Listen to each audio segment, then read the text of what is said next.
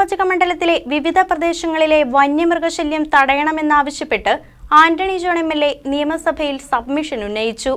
വിവിധ പ്രതിരോധ നടപടികൾ സ്വീകരിച്ചിട്ടുണ്ടെന്നും വനം മന്ത്രി മറുപടിയിൽ വിശദീകരിച്ചു. കോതമംഗലം നിയോജകമണ്ഡലത്തിലെ വിവിധ പഞ്ചായത്തുകളിൽ വന്യമൃഗശല്യം നിത്യസംഭവമാണെന്ന് ആന്റണി ജോൺ എം.എൽ.എ. നിയമസഭയിൽ പറഞ്ഞു. ആളുകൾക്ക് പുറത്തിറങ്ങാൻ പോലും കഴിയാത്ത സ്ഥിതിയുണ്ട്. നിരവധി ജീവനുകൾ നഷ്ടപ്പെട്ടു. വലിയ തോതിൽ കൃഷിനാശവും ഉണ്ടാകുന്നുണ്ട്. ഓരോ ദിവസം കഴിയുന്തോറും കൂടുതൽ പ്രദേശങ്ങളിലേക്ക്, ഇതുവരെ വന്യമൃഗങ്ങളുടെ സാന്നിധ്യമില്ലാതിരുന്ന കൂടുതൽ പ്രദേശങ്ങളിലേക്ക് വന്യമൃഗ ആക്രമണം ഉൾപ്പെടെയുള്ള കാര്യങ്ങൾ ഉണ്ടായി വരികയാണ്. ഇപ്പോൾ ഞാൻ ഈ സഭയിൽ സംസാരിക്കുന്ന ഈ സമയത്ത്, ഇപ്പോൾ ഇന്നലെ വൈകുന്നേരവും ഈ കഴിഞ്ഞ രാത്രിയിലും ഇന്ന് രാവിലെയുമായി നിരവധി പ്രദേശങ്ങളിലാണ് വന്യജീവികളുടെ ആക്രമണവും അതോടൊപ്പം തന്നെ കൃഷിനാശം അടക്കമുള്ള അത്തരം വിഷയങ്ങൾ ഉയർന്നു വന്നിട്ടുള്ളത്.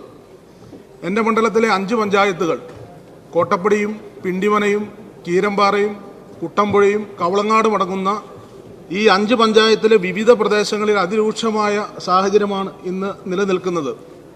രാത്രി പകൽ വ്യത്യാസമില്ലാതെ വന്യജീവികളുടെ ആക്രമണം ഈ മേഖലകളിൽ ഉയർന്നു വരികയാണ്.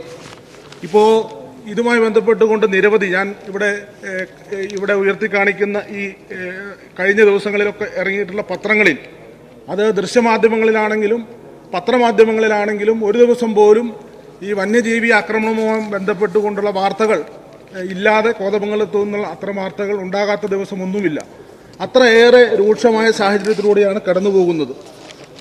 ആളുകൾ വൈകുന്നേരമായാൽ ഒരു ആശുപത്രി ആവശ്യമായാൽ പോലും ഈ പ്രദേശങ്ങളിലെ ജനങ്ങൾക്ക് ധൈര്യത്തോടുകൂടി പുറത്ത് ഇറങ്ങാൻ കഴിയാത്ത ഒരു സാഹചര്യമാണ് ഇന്ന് നിലവിലുള്ളത്. സർ, ഇവിടെ നിരവധി ജീവനുകൾ, ഏതാണ്ട് 9 ജീവനുകൾ നഷ്ടപ്പെട്ടിട്ടുണ്ട്. വാരിയത്തെ കാശി രാമൻ, ഉറിയമ്പട്ടിയിലെ പൊന്നൻ, അതുപോലെ തന്നെ പിണവൂർക്കുടിയിലെ സന്തോഷ്.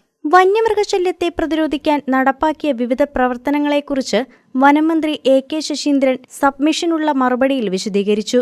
വന്യജീവി ആക്രമണവുമായി ബന്ധപ്പെട്ട് നഷ്ടപരിഹാരം ആവശ്യപ്പെട്ട് ഈ വർഷം മാർച്ച് മാസം വരെ ലഭിച്ച മുഴുവൻ അപേക്ഷകളും തീർപ്പാക്കിയതായും മന്ത്രി വ്യക്തമാക്കി. ഈ സാഹചര്യങ്ങൾ പരിഗണിച്ച് RRTകൾ അനുവദിച്ചിട്ടുണ്ട്. ശബ്ദവും വെളിച്ചവും ഉപയോഗിച്ച് കാട്ടിലേക്ക് തുടങ്ങി ഇലക്ട്രിക് അലാറം സിസ്റ്റം അവിടെ സ്ഥാപിച്ചിട്ടുണ്ട്. കൂടുതൽ വാച്ചർമാരെ നിയോഗിച്ചിട്ടുണ്ട്. നാളിതുവരെ കേരളത്തിൽ നടപ്പിലാക്കാത്ത വിധത്തിലുള്ളൊരു പുതിയ പദ്ധതി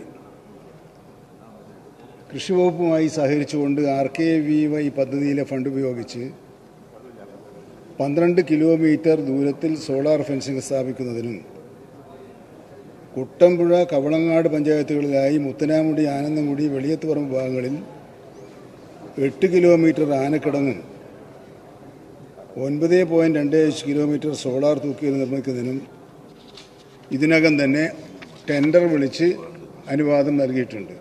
KCV ന്യൂസ്, കോതമംഗലം.